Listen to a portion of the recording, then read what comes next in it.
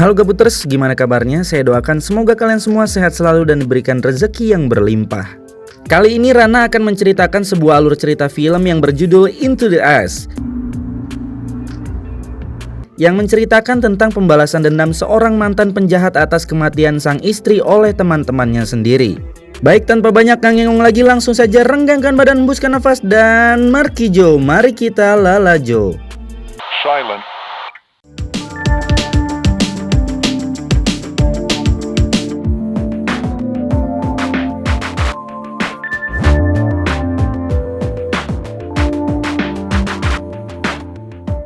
Di awal film kita akan diperkenalkan dengan seorang mantan penjahat bernama Nick yang sedang membakar sesuatu. I told her when we got married that she was gonna.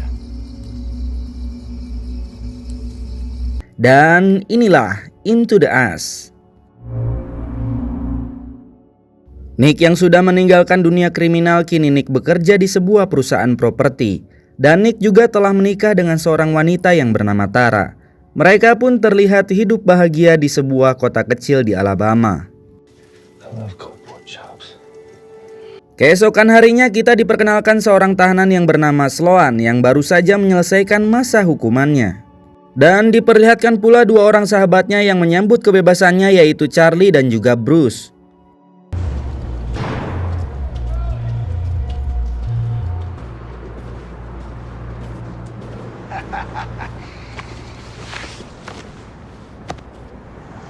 Let's get the fuck out of here. Bruce. Di tempat lain, Tara yang sedang bekerja, ia didekati oleh seorang sheriff yang berusaha menggodanya. Did you hear about Morgan's baby? Namun tiba-tiba datanglah ayah Tara, yaitu Frank, yang merupakan pimpinan sheriff di kota tersebut. Yeah, straight perfect, right? What? Kembali ke Sloan bersama dengan teman-temannya, yang mana mereka terlihat mendatangi sebuah tempat yang mana ternyata Sloan telah membayar seorang pria untuk melacak tempat tinggal Nick. Namun pria tersebut meminta uang tambahan sebesar $2.000 sebelum memberikan alamat tersebut. I'm gonna need another $2,000. We got a deal.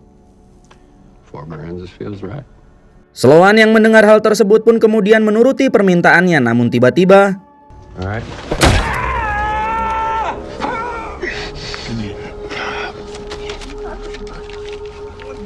setelah membunuh pria tersebut, Sloan pun pergi dari sana sembari membawa alamat dari Nick.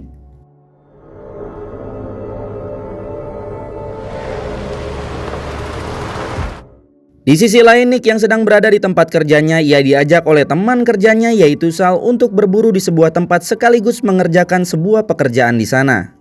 What'd you tell him? No, I told him to fuck off, man. There's not enough room in the truck. Seriously? Singkat cerita, malam pun tiba. Terlihat Nick berpamitan kepada istrinya untuk pergi ke tempat yang telah direncanakannya dengan Sal. Kemudian Nick pun pergi menjemput Sal. Here by Sunday or I won't be. Yep, all right. Bye, love you. See you Sunday. Oh, let's get the fuck out of here. Di tengah perjalanan mereka pun mampir ke sebuah bar untuk beristirahat. Yang mana ternyata pemilik bar tersebut adalah teman baik dari mereka yang bernama Jordan. How Tara doing? She's doing all right. Nick pun kemudian menghubungi istrinya di rumah. Dan saat sedang mengobrol terdengar bel rumah mereka pun berbunyi. Nick pun tampak khawatir, namun Tara menenangkan Nick. I gotta go. All right. I'm coming. Hold on a goddamn moment, Marlene. Dan setelah sampai di tempat tujuan, Nick dan Sal pun mengerjakan pekerjaannya, kemudian dilanjut untuk berburu.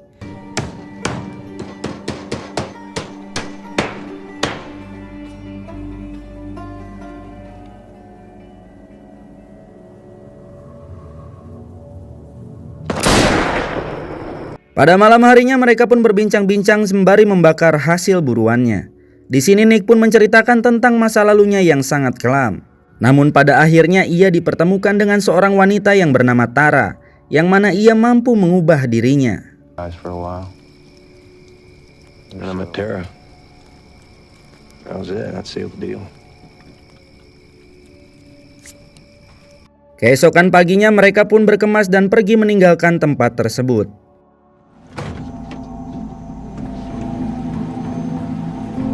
Dan pada saat perjalanan pulang, mereka pun kembali mampir di tempat Jordan untuk memberinya daging hasil buruannya. Afternoon. We're gonna need another weekend at it, but it's coming along. Oh, man. Sekaligus Nick ingin meminjam telepon Jordan untuk mengabari istrinya. Namun entah kenapa sang istri pun tak kunjung mengangkat teleponnya. Dan tak ingin berpikir buruk, Nick pun berusaha tetap tenang dan juga mengajak Sal untuk segera melanjutkan perjalanannya. Yeah, let's hit the road. Setelah mengantar Sal ke rumahnya, Nick pun segera pulang. Namun setibanya di rumah, Nick melihat rumahnya sangat sepi.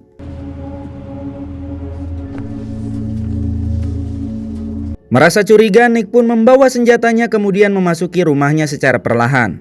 Dan benar saja ia menemukan sang istri sudah tergeletak tak bernyawa dan kemudian Sloan dan kawan-kawan pun muncul sembari menodongkan pistol yang pada akhirnya Nick pun hanya bisa berpasrah. Just take a load off, son. Terungkap ternyata Nick merupakan mantan anggota mereka yang telah kabur dengan membawa semua hasil rampokan dan maksud kedatangan Sloan dan kawan-kawannya tidak lain yaitu ingin balas dendam dan membawa kembali uang yang telah dicuri oleh Nick. Namun di sini Nick memberitahu bahwa semua uang yang telah ia bawa kini telah habis untuk membeli rumah yang saat ini ia tempati. Mendengar hal itu, Sloan pun mengatakan bahwa ia sudah tidak mempermasalahkan uang itu lagi karena hal itu sudah terbayarkan dengan kematian istri Nick. Yang kemudian Sloan memancing emosi Nick lalu kemudian That's in the past now. You killed her the minute you put that ring on her. Shit. For what you are.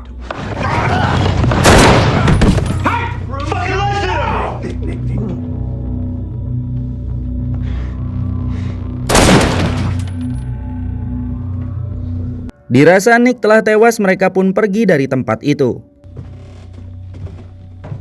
Setelah mereka keluar dari rumah tersebut, tak disangka Nick yang telah tertembak ia pun kembali bangkit dan berusaha untuk mengejar mereka.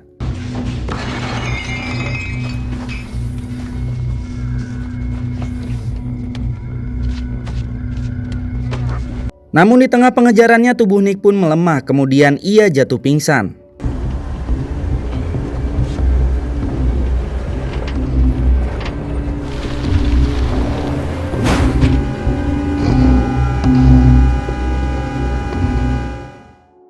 Setelah sadar, Nick sudah berada di rumah sakit dengan tangan terborgol dan Frank berada di hadapannya.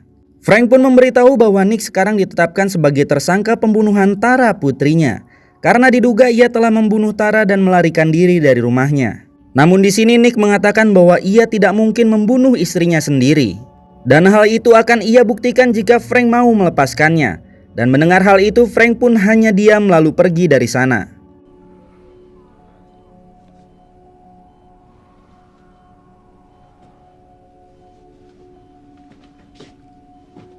Kemudian Frank pun pergi ke TKP untuk mencari sebuah petunjuk.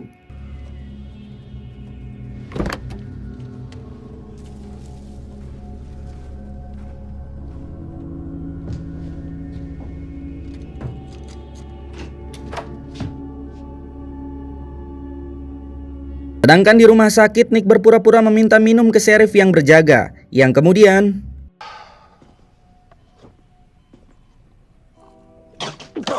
Okay. Hey. setelah berhasil melepaskan borgolnya, Nick pun kemudian pergi dari sana dengan menggunakan pakaian sheriff.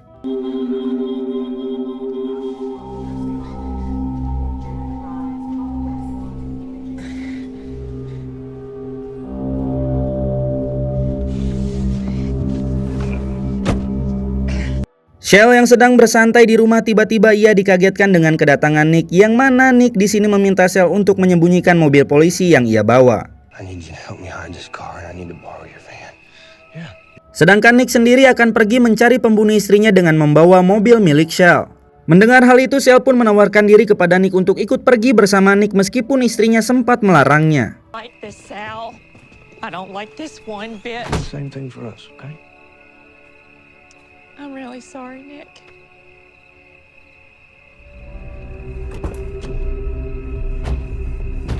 Di sisi lain, Frank yang baru saja tiba di rumah sakit, ia sangat dibuat marah karena Nick yang berhasil kabur dari sana. Sementara Nick dan Sal terlihat mendatangi sebuah motel untuk mencari keberadaan Sloan dan teman-temannya. Karena sebelumnya yang ia ingat bahwa mereka tinggal di motel ini sesuai dengan kunci kamar mereka yang terjatuh di depan mata Nick. Nick kemudian bertanya kepada kasir apakah ada 3 orang pria yang menginap di kamar 102. Dan ia pun menyebutkan ciri-ciri mereka. 3 men driving a green Cadillac. They would have paid in cash. Stayed in room 102.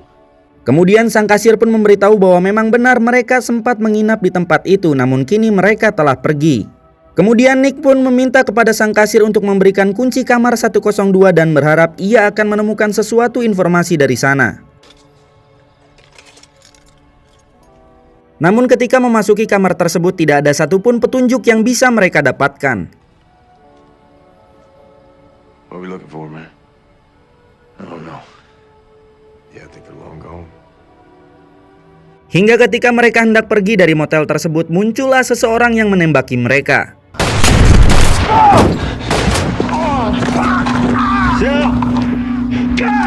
Kemudian Nick pun berhasil menembak orang tersebut yang ternyata orang tersebut adalah Charlie.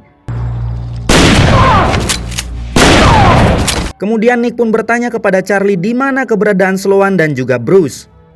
Lalu Charlie yang merasa terancam, ia pun memberitahu bahwa Sloan dan juga Bruce sedang berada di rest area di sebuah pom bensin. Where is he? He's in the station. Di sini Charlie berharap Nick mau memaafkannya dan bergabung kembali bersama mereka. Namun kemudian, We could have been a family again.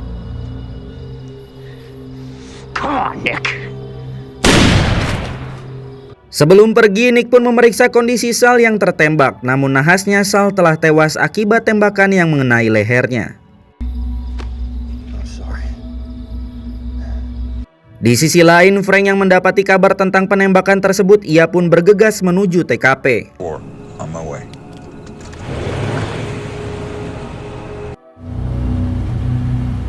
Sedangkan Nick yang telah sampai di rest area pom bensin, ia langsung menembak Bruce.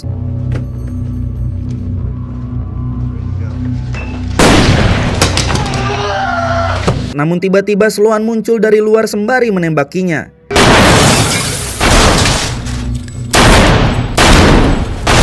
Dan mendengar sirine mobil polisi datang, Sloan langsung kabur dari sana. Nick pun tak tinggal diam dan lalu mengejar Sloan. Yang pada akhirnya Nick pun berhasil menggulingkan mobil Sloan dan kemudian menculiknya. Hey, Nick! Nick! Tell me that. Just talk to me. Keesokan paginya di kantornya, Frank mendapat telepon dari Jordan. Jordan memberitahu bahwa saat ini Nick sedang berada di sebuah tempat di atas bukit. On my way. Dan tanpa membuang-buang waktu, Frank pun bergegas pergi menuju tempat tersebut.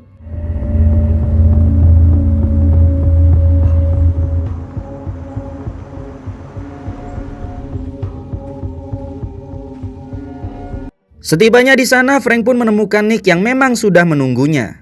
Di sini Nick pun menceritakan tentang masa lalunya kepada Frank. Dan ia pun memberitahu apa yang sebenarnya terjadi terhadap sang istri. Tell me what happened here, Nick. I ain't going to prison. Nick juga mengatakan bahwa ia telah membalaskan dendam kematian istrinya, yang mana ia telah menyiksa si pelaku dan telah membakar mayat si pembunuh tersebut.